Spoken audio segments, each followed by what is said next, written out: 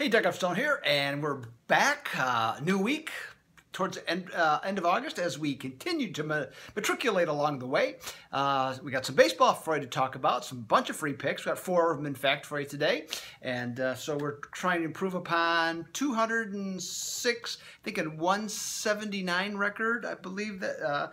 212 and a 176. There it is. Okay, right there, right on my screen right here. Tell me what the facts are.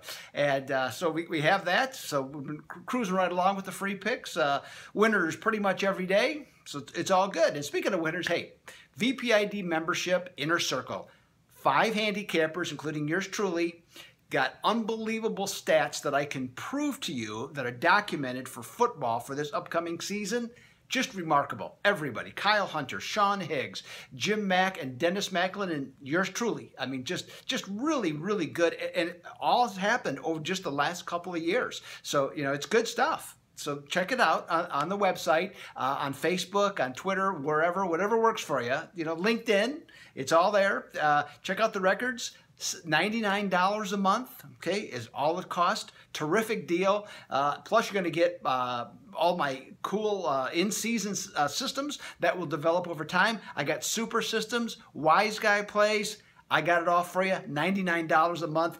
Best deal in sports betting by far. All right, let's get to the free picks. We're going to start off with Arizona and the New York Mets. Now, Patrick Corbin, you know, a couple years ago, before he had the Tommy John surgery, he was the ace of the Arizona staff, and he was really ready just to take off when he had that unfortunate accident that happened to him, and he really just hasn't been the same since. But his last 2 outings, it looks like the Corbin of old. 15 and a third scoreless innings, I believe. He's been terrific. And he's going to be going up against Tom Malone. Now, you remember Tom Malone. He's been with a variety of teams. Minnesota, came up with Oakland, and he's now with the Mets. And he hasn't pitched since May 21st because he sprained his knee. And he's filling in for Steven Matz as the Mets lose yet another starting pitcher. And the Diamondbacks have slithered from -145 to -165. And I am not going to say that is wrong. I'm 100% on board with that play. Next up that we have is the Chicago Cubs and the Cincinnati Reds. The Cubs go on the road after the 3-game sweep of Toronto at home, and they're going to start John Lackey. And the public is on the total on this one, big time. Took it from 10 to 11. Now that leads me to believe that John Lackey, well, they certainly have no faith in John Lackey and Homer Bailey, and in particular, I can understand that about Homer Bailey, who has an ERA over 7 and has just been flat out terrible. But that's a lot of runs. Even at Great American Ballpark, the smaller version keeps getting condensed, it seems. So, I look at this game, I see 7-4, maybe with the Cubs winning. Going over 11, it's certainly a possibility, and I'm just going to give out a slight lean on that one, only because the Cubs are 14-4 over against a starting pitcher that does not average, I should say, more than 5 runs per or 5 innings per start. Okay, let me start over with that for you again. What we're going to 14-4 on the Cubs to go over against a starting pitcher that only goes 5 or less innings. Okay, so we got it there. So again, slight lean on the over. Next up, Boston Red Sox, Cleveland Indians. Good game last night, and would not be at all surprised to see a good one tonight. But little perplexed on the total, dropping from 9 to 8.5. Now both offenses in their last 7 games are averaging over 5.5 runs per game. So that's a lot of runs. And, and each of tonight's starting pitcher has some problems in specific areas. Doug Fister, okay, for the most part, he hasn't been very good at all for the Red Sox. He's only there because Dave Dombrowski had him in Detroit. He must like him. So now as the GM of the Red Sox, he brought him back. And they did need another starting pitcher. I get that. But on the road this year, he's got an ERA of 7.27. Not good.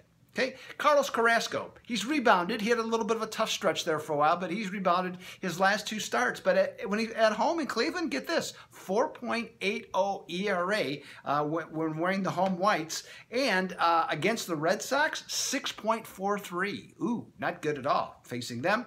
Carrasco against, when he's a home favorite, 25-11 over most recently. I'll take the over 8.5 on that one. For our final one, let's move ahead let's go out to Anaheim. and where the Angels will be hosting Texas. Now, last night, the Rangers won 5-3 to close the gap on the, just a crazy wild card situation in the American League. Nobody stepped away. Nobody stepped up.